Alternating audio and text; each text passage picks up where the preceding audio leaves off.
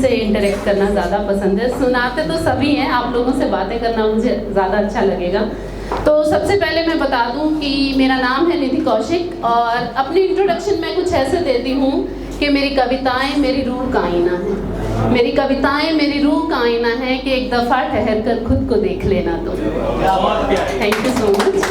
और अभी specially venue partner रीत एंड योर टीम, ना हम महफिलों में जाते हैं, ना हम महफिलों में जाते हैं, ना हमें गज़लें कहनी आती हैं, हम बस वहीं के हो जाते हैं जहाँ खुली बाहें हमें बुलाती हैं। ना कोई इरशाद कहता है, ना नवाजिश कहने की अदा है मुझ में, पर जब हम रुखसत होते हैं कहीं से तो चंद आंखें ज़रूर होती हैं जो नमी से भर जाती हैं। तो thank you so much for inviting me here.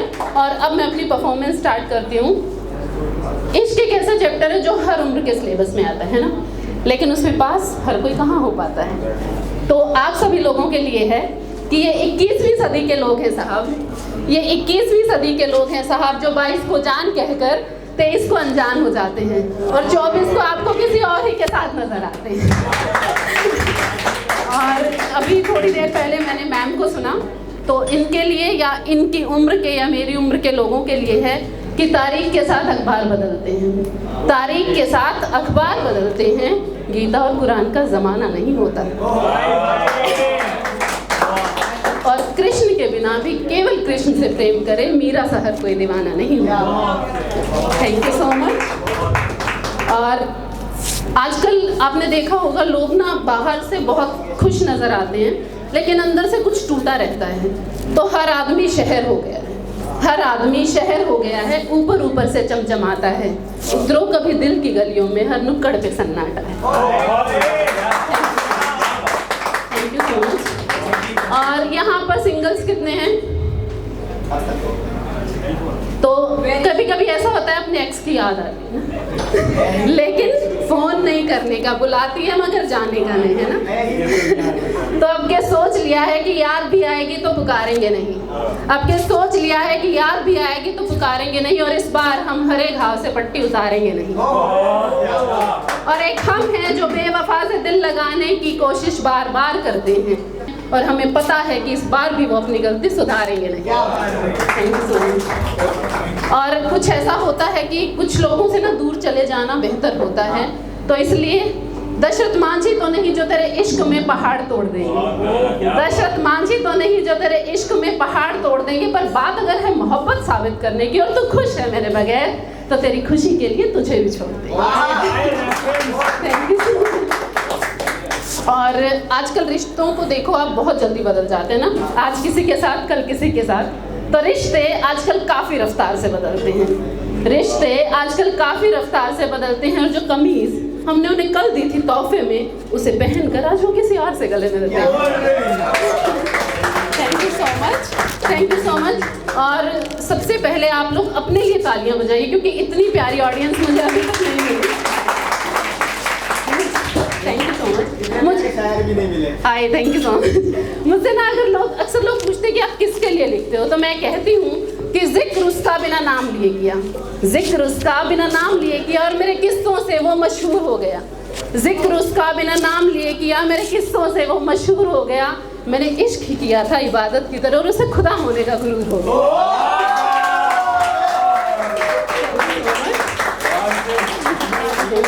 अब माहौल को थोड़ा सा आज के दिन पे लाते हैं मदर्स डे। बहुत ज़्यादा नहीं लिखती हूँ क्योंकि मैं खुद एक माँ हूँ, आप लोगों का दिल तोड़ने के लिए माफ़ी चाहूँगी। जितना डरोगे उतना डराएगी, हर खता पर तुमको ताने सुनाएगी। जितना डरोगे उतना डराएगी, हर खता पर तुम्हें ताने सुनाएगी। तुम ज़रा सा मेहनत करके आगे बढ़ने की कोशिश तो करो, कोई न कोई बहाना बना के पीछे खींच ले आएगी। ये दुनिया तुम्हारी माँ जैसी बिल्कुल भी नहीं है जो तुम्हारी हर गलती अपने दामन से छुपाएगी। Thank you so much. और आपने कहा था कि पिता बुरा मान जाते हैं, तो इसके लिए कि माँ अगर पूरा घर है, माँ अगर पूरा घर है तो पिता उस घर की छत है, और माँ तुरंत रिप्लाई किया जाने वाला मैसेज है और पिता कभी न भेजा जाने वाला खत है। Thank you so much. और काफ़ी यंगस्टर्स हैं, तो उनके लिए है कि तुम जिसके इंतज़ार में बैठे हो, तुम जिसके इंतज़ार में बैठे हो वो किसी और के ख्याल में रहते हैं। पता है इस बात का? तुम जिसके इंतजार में बैठे हो वो किसी और के ख्याल में रहते हैं, और वो जिसके ख्याल में रहते हैं वो भी किसी और के इंतजार में बैठे हैं।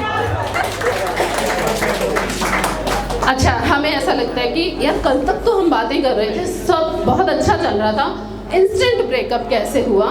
तो आप लोगों को हिदायत देती हूँ कि फैसला तो वो पहले ही कर चुके थे, फैसला तो वो पहले ही कर चुके थे, तुम्हें तो बस सुनाने आए थे, और मुस्कुराते तो आजकल किसी और ही के साथ हैं, तुम्हें तो बस रुलाने आए थे।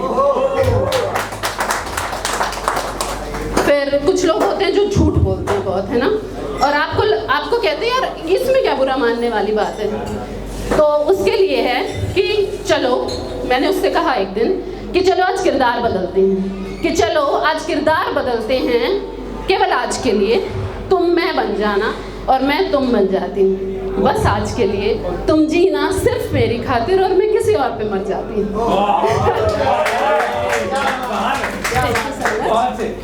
और कुछ लोग वही झूठों पे ही है, ये दोबारा से भेज देना उनको ये वाला तो, कि अगर वो बार बार एक ही झूठ बोलकर हर बार माफ़ी की उम्मीद करे, ऐसे लोग होते हैं बार बार एक ही गलती करते हैं, अगर वो बार बार तुम्हें झूठ बोलकर हर बार माफ़ी की उम्मीद करे तो उसे कहना कि माफ़ी गलतियों की होती है मेरी जान, आदतों की नहीं। Thank you so much. अब मैं बहुत सारे जॉनर्स लिखती हूँ, एक ऐसा जॉनर है रिबेलियस हो जाते हैं, जब हमें लगता है कि अब दुनिया जाए भाड़ में, जो मुझे करना है वो मैं करूँगा। और आर्टिस्ट के साथ ये स्पेशली होता है कि नो वन सपोर्ट्स अस, है ना, उसके बाद एक मोमेंट पे आके हो जाता है कि अब नहीं रुकना है, जाने दो। तो मेरे पते पर अब कोई पैगाम नहीं आता, मेरे पते पर अब कोई पैगाम नहीं आता, मेरे घर में अब कोई मेहमान नहीं आता, सबसे दुश्मनी कर ली है मैंने शायद, क्योंकि मैं अब हर किसी की हाँ में हाँ नहीं मिलाता। और अगर आपके सपनों को कोई सपोर्ट नहीं करता है तो उसके लिए है कि मोह किसी से नहीं, मोहब्बत सभी से रखा कीजिए, मोह किसी से नहीं, मोहब्बत सभी से रखा कीजिए, और अगर कमल बनकर खिलने का हौसला लेकर निकले हो घर से तो कीचड़ संभाल कर रखा कीजिए। Thank you. और खुद को आईने में मत देखना, खुद को आईने में मत देखना, तुम्हारी ही तुमको नजर लग जाएगी, और क्यों चाहते हैं हम तुम्हें इतना, इस बात की सबको खबर लग जाएगी। ये आखिरी शेर है, उसके बाद एक छोटी सी कविता सुनाऊंगी सिर्फ लड़कों के लिए। तो वक्त को अपने मैंने कुछ यूं बदल दिया, इस शेर के लास्ट में मुझे जितनी आप तालियां बजा सकते हो उतनी चाहिए, कि वक्त को अपने मैंने कुछ यूं बदल लिया उस एक शख्स के छोड़कर जाने के बाद, कि सालों बाद उसने भीड़ से मेरा नाम तो पुकारा, पर तालियों की गड़गड़ाहट के बीच मेरे कानों तक पहुंच ना पाई उसकी आवाज़।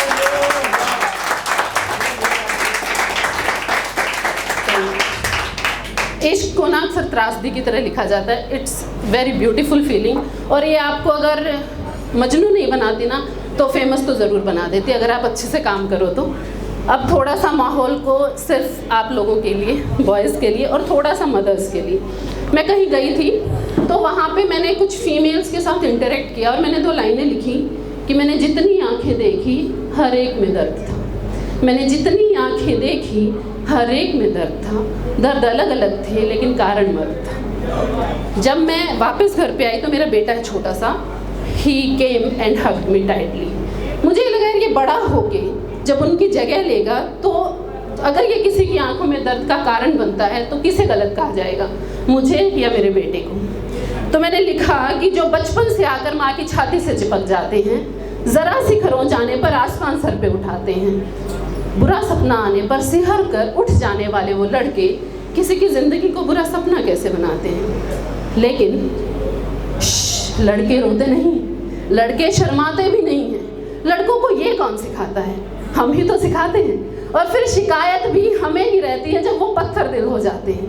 पर क्या सोचा है कभी कि हम जैसी कोमल माँओं से पैदा होने वाले ये नन्हे नन्हे फूल बड़े होकर सूखा पत्ता कैसे बन जाते हैं।